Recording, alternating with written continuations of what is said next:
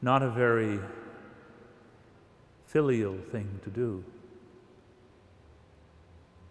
And so it is. There was a man who had 2 sons, and the first of them we meet wants it now. He wants possession. He wants to consume. Just the favorite name for all of us, consumers. He wants the property. And the father divided his living between them. It seems that the father was not going to resist this. He said, very well, if you wish it, you may have it. We should think about that. How often do we get caught up in that grasping, egocentric mode? So much so that we forget the feelings, the sensitivity, or the very life of another person that we may love. He comes to his father and he says, give me the property now. Pretty crass.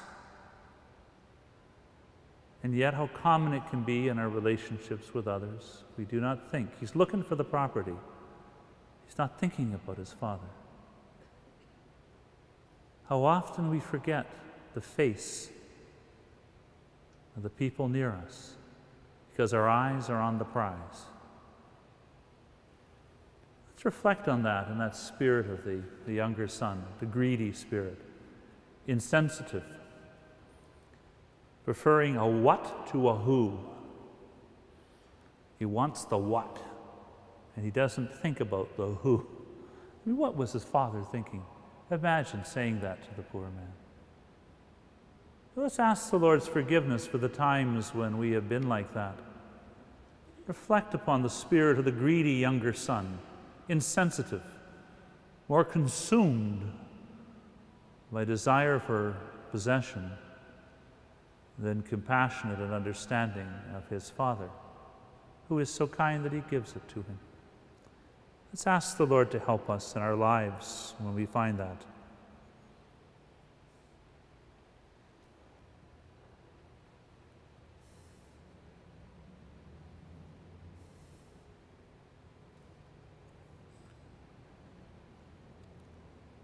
Not many days later, the younger son gathered all that he had and took his journey into a far country, and there he squandered his property in loose living. So he doesn't wait. He does not wait for the death of his father, and he does not wait once he's got the property. Not many days later.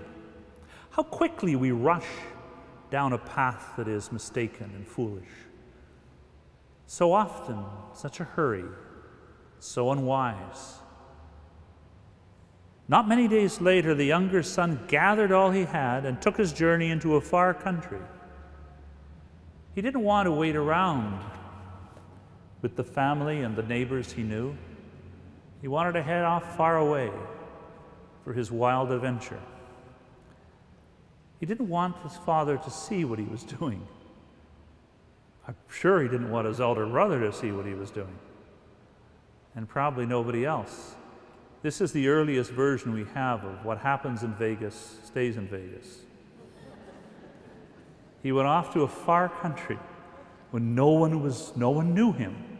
It's so much easier to do all these things and waste the money and live a life of dissolution when we can do it disconnected from the people who love us, the people who know us. Distance is a kind of secrecy, and what's hidden is destructive. And not many days later, the younger son gathered all he had and took his journey into a far country. And when no one was looking that he cared about or cared about him, he squandered his property in loose living. The father, he squandered the property, and the older brother at the end gives us some more details on this. He squandered. This is the prodigal son. He did not care, and now he wastes it all. You know, this is the thing where he got what he wanted. And what he wanted wasn't what gave him life. So he squandered it all. when no one was looking, in a far country where he could be on his own. Let's just do a little examination of conscience in our own lives, maybe the situation like this. When we try to kind of get away, where we can act in an irresponsible manner, and how we do not treasure those things, even those material things that we have, but waste them. How prodigality, squandering. We could waste our money, we can waste our talents, and I guess the thing we waste the most is our time. At least the property was just an object that once it was gone, he could have had a way back. But our time is ourself. Our life is made up of time. And so not many days later, the younger son gathered all he had and took his journey into a far country. And there he squandered his property in loose living. Let's think about those irresponsible actions that we need to ask God's forgiveness for, and hope we learn from them as he did, the prodigal son.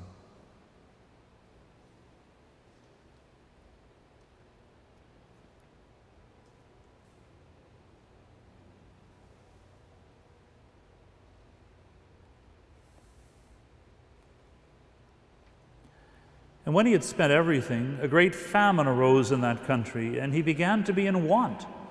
And so he went and joined himself to one of the citizens of that country, who sent him into his fields to feed swine. And he would gladly have fed on the pods that the swine ate, and no one gave him anything. He got what he wanted, which was things. He didn't care about the distinction between who and what. He got the what he wanted, and he left behind the ones who loved him, and went off on his own, thinking he could rely on himself and the material things that he prized so much, so foolishly.